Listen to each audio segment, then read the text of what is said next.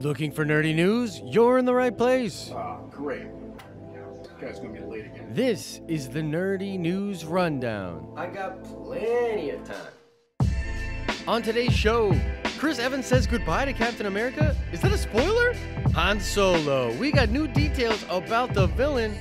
Doctor Doom movie. The director speaks about what that movie could be like. We're going over all of that, plus your questions. I'm gonna be late! I'm your host, Josh Lucas, broadcasting live from Uncanny in the King of Prussia Mall, Philadelphia. Let's get this show started.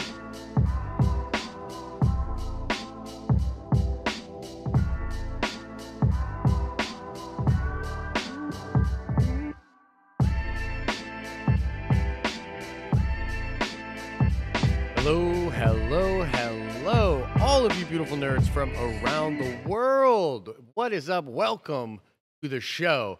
Guys, I'm back in Uncanny and I'm feeling like a Chewy, we're home sort of moment. It's good to be back. It's good to have a bunch of swag.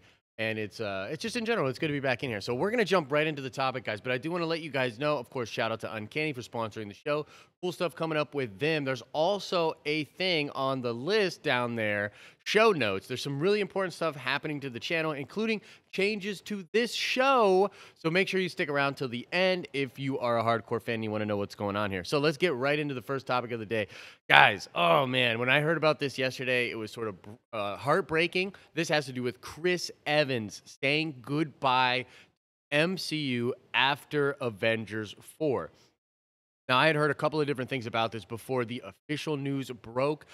Remember when I was talking about those comments that Tony Stark, a.k.a. Robert Downey Jr., was making about Chris Evans? And he said, like, I don't know what I'm going to do when he's not Captain America anymore. And that was sort of like, what? What are you saying with that, Robert? That's pretty wild there. But it implied a couple of different things. Also, I had heard that after the reshoots and the pickups and everything for Avengers 4, that Chris Evans was going to be saying goodbye to the Captain America role and goodbye to the MCU. So quickly, I want to just talk about what that means and like how big of a role he had to me in the MCU. And then I'm going to talk about whether or not this is a spoiler for Infinity Wars, which it totally is. So first of all, Chris Evans is an amazing actor. I've liked him in many, many things. I even like his Johnny Storm, to be completely honest with you. I think he's really talented. What he did specifically with the Captain America character is amazing. Cap is one of my favorite characters from comics, and I love how Chris was able to embody the qualities of this character. And if you ever are interested, go look at some of the interviews he's done online, some of the things that he does when he's at cons and stuff, talking about how playing this character really impacted him and being this sort of do-right sort of individual. And nowadays, Chris on Twitter and different things like that is very Captain America-esque. He's like good-hearted, he's noble, he stands up for the little guy. He really sort of embodies everything that I recognize for the character. So, you know, farewell to Chris. He'll always be remembered. What he gave us in the MCU is truly something special. If you're a hardcore nerd, you know that already, but go give Chris some love on Twitter. Hit him up. I mean, honestly, it means a lot. Now, let's get into the spoiler stuff. Unfortunately, Chris, everything I just said to you is sort of tarnished because you totally ruined Avengers Infinity War for a lot of us. And I'm kidding, of course, but I think a lot of us knew that Captain America was going to pass on. He was not going to make it anymore. His contract's over. He said something on Twitter like, it's time to get off the train before they push you off the train sort of thing. And I think that although a lot of us sort of knew that this was maybe a possibility, it's crystallized now. We know that Chris Evans will no longer be Captain America. Steve Rogers is not going to be in the MCU.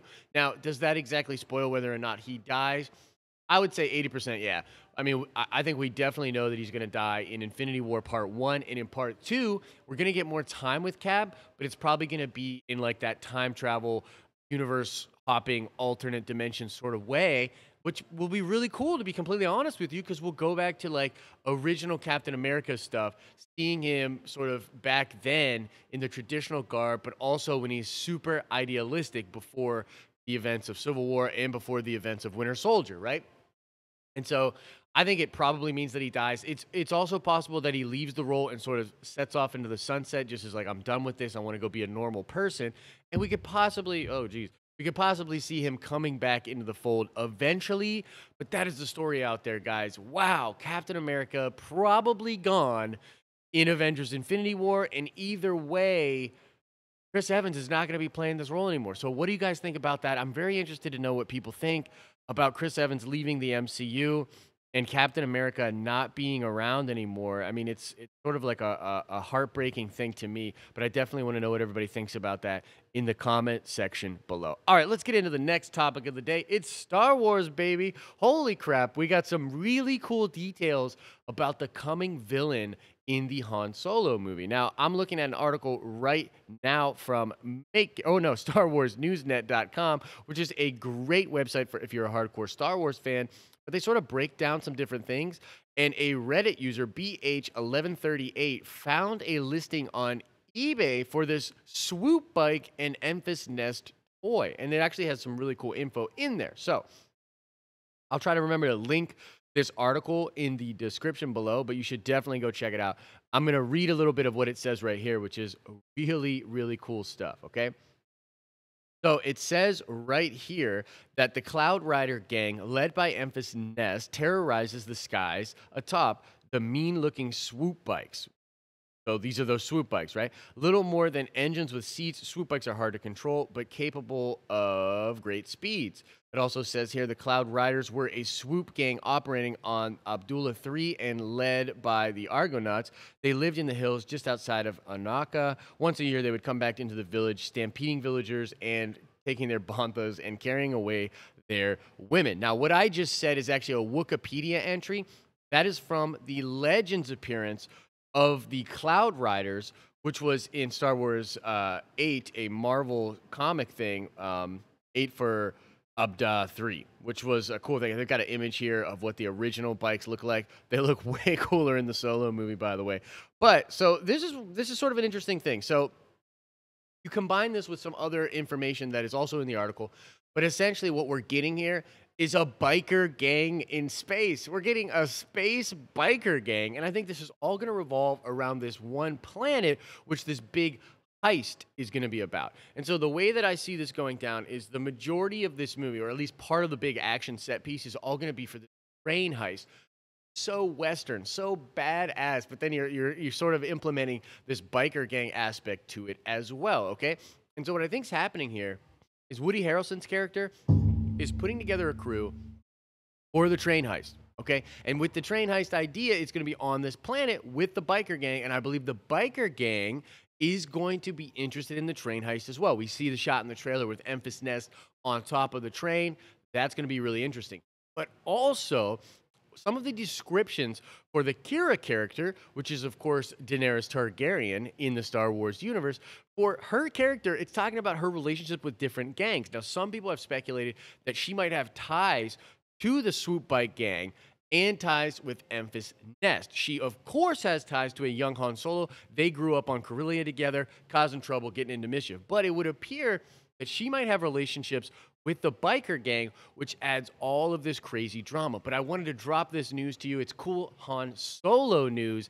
Enfys Nest guy seems to be a badass. I love the idea of a biker gang in space. When you combine that with like the Western vibes that you're going to get out of this Han Solo picture. I mean, come on. It's a train heist. You've got like the Sons of Anarchy, but like Star Wars style. You've got these stormtroopers that are out on the rim, sort of patrolling, they have a lot of autonomy.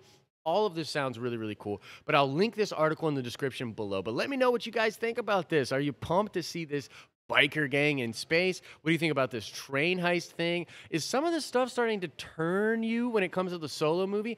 I'll be honest, I was never pumped for the Solo movie, but the more I'm hearing, little things like this do get me excited. I'm pretty thrilled about all of that. So let me know your thoughts about all of that in the comment section below. Let's get into the third topic of the day. This one's a fun one for me, man. Noah Hawley is working on the Doctor Doom movie. Okay, now Noah Hawley is the guy that did the Fargo TV show. He's also come into like my galaxy when he started to do the Legion show, which the Legion show is coming back very, very soon. Legion is incredible television. It's so trippy, it's so cool, so stylized, and yet the comic book flavor is there. I love the way they deal with Legion, the Shadow King, even the X-Men sort of peripherally in that story.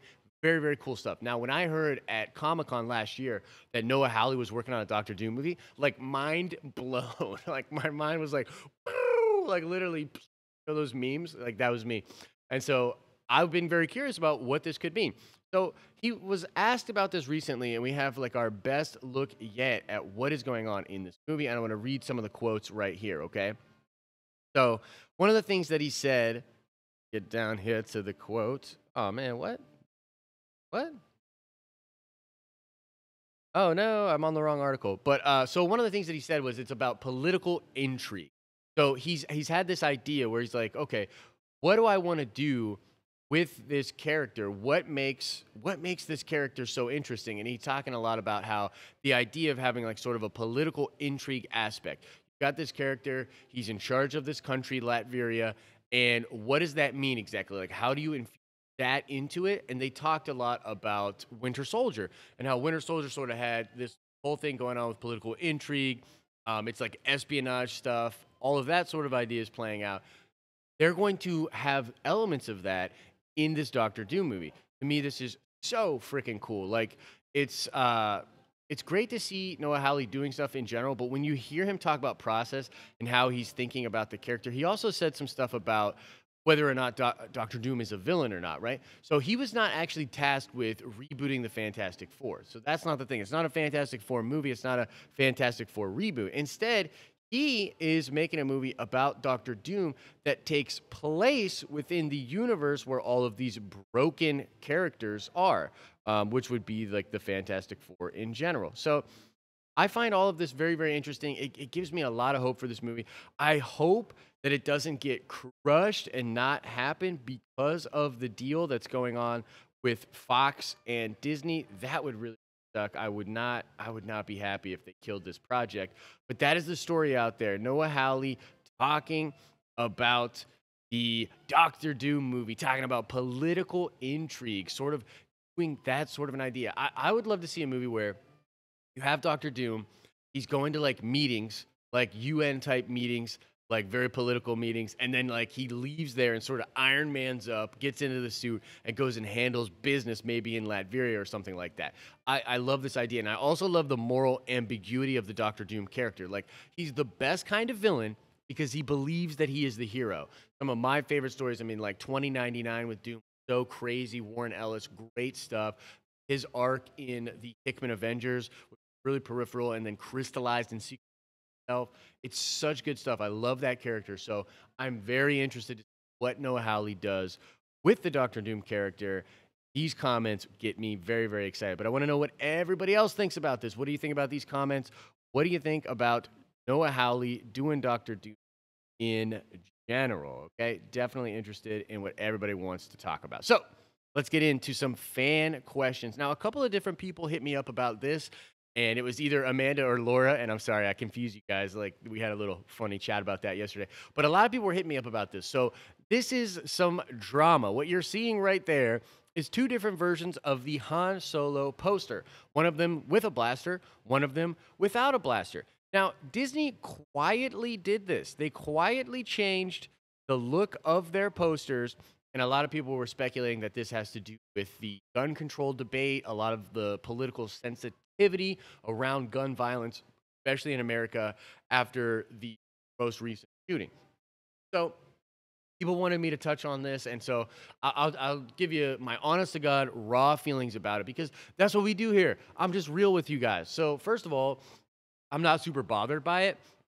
There is a narrative out there. There's actually a lot of narratives. There is a narrative out there that Disney is doing all of these things to infuse like leftist politics, to do all of these things to try to appeal to the left. Guys, that's just, look, is that true to a degree? Sure. But is that completely and totally true? Absolutely not. Ask yourself why we don't have any openly LGBT characters in Star Wars. Why? Because Disney is actually a very conservative company. I know that might shock you, but Disney, especially because they understand international audiences, they are very conservative. When they put stuff out to China, when they put stuff out to India, They're very conservative. And the reason is because, and this might not make sense to a lot of American viewers, but the rest of the world is super conservative. There's a very small percentage of worldwide audiences that are actually liberal. It's just not true. So there's a lot of people out there that are conservative. So it sort of gets it from both ends.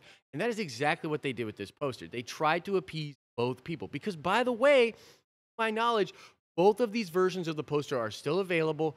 Both of these versions of the poster are going to be shown in different places around the world. And it's just a sensitivity thing. Like, will they maybe show posters without guns in certain parts of America? Sure. Will they show posters with blasters and guns in China and India and Japan? Yeah. So I also think that one of the things that's happening here is people are being super unfair to this big company. And I do get on Disney about certain things. But at the end of the day, they didn't come out and say, we're doing this because of gun control. They didn't come out and say, we're doing this to be more liberal. They didn't say any of that. They just quietly changed their posters because they're trying to be sensitive to an issue and to a certain demographic. And so people jumped all over this, reported all over this.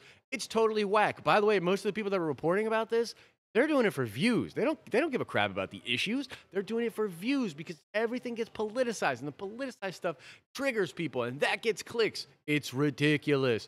And so my honest to God opinion about it is it's not an agenda. They did this quietly. Did they do it because of the gun violence? For sure. Are they going to remove all the weapons for Star Wars and just totally SJW this whole thing?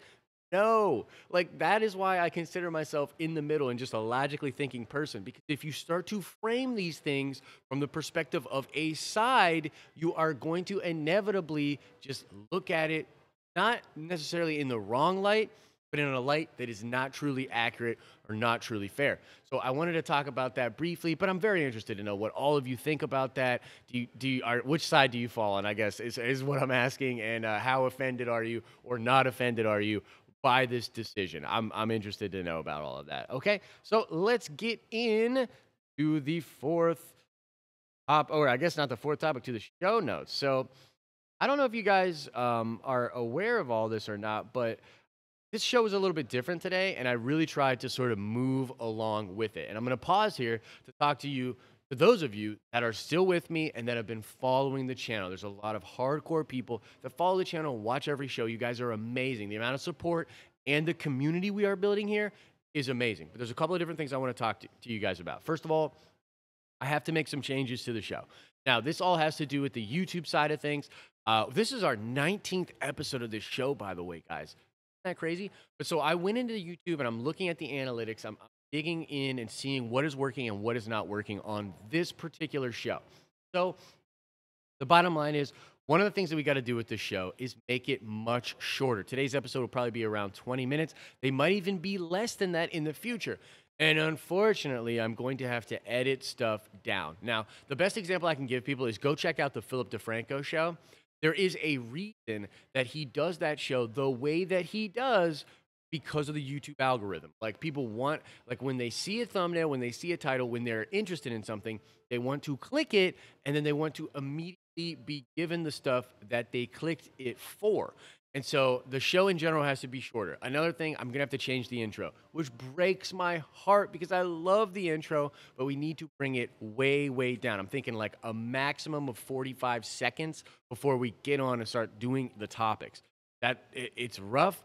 That's the reality of the situation on YouTube. So this show in general is going to be more compact. I'm going to fire into issues. Probably only going to do 3 main topics a day, so it won't be as much content. But the caveat to all of that is I am going to be doing long-form content. I'm going to work on a podcast. I'm working on this so that those of you that really, really want to go deep and do the long-form thing, I love doing that. It's just not necessarily conducive to YouTube. So we're going to do that. We're going to do it on a podcast. It might go up on this channel. It might go up just on the website. It'll be on your podcast player. So whatever podcasting, stuff you check out, it'll be on there. I also want to talk about the Patreon, guys. Please go check out the Patreon. I really want people to consider supporting us on there because some of the ideas that we have, they require funding. So they require money to get us to expand things. I'm putting up a video later today, which is our first business vlog. on the Patreon. Now, these are actually only for people that do $5 a month or more, but this first one I'm going to put up for everybody. So everybody that gives us at least $1 a month will get access to this. I'm going to talk to you a little bit more in depth about where my head is at for us as a business. Oh my God, this is getting long-winded. Last thing I want to talk about that I'm very excited about, the Den of Nerds Gaming. That's right. We have launched a new YouTube channel that is the Den of Nerds Gaming. So all of our gaming-related stuff is going to be going on that channel. Justin, awesome guy, and has been with us in the channel for over a year, maybe even close to 2 years now, but he is heading up the gaming division of the Den of Nerds. We're going to be doing Let's Plays. We're going to be doing a news show. He's working on a show. We're going to be doing breakdowns and videos about games. I'm working on a video where I talk about what I want from an exciting new Star Wars video game. Like, what would get me personally pumped to play a Star Wars game? I'm working on that video. So if you like gaming, go check out the Den of Nerds Gaming. I will link it in the description below. Subscribe to the channel. It's brand new, so we're very excited to see how we can get this thing to grow over time. So go check that out. Justin would really appreciate it. I would really appreciate it. Okay? So that's all for now, guys. Thank you so much for checking out the show. We'll be back on Monday. There'll be an episode of Nerds Talk Star Wars on Sunday and a cool bonus video, too, on Star Wars Sunday. So check that out, guys. As I always say, I hope you're having an awesome and nerdy day, and I will see you in the next video.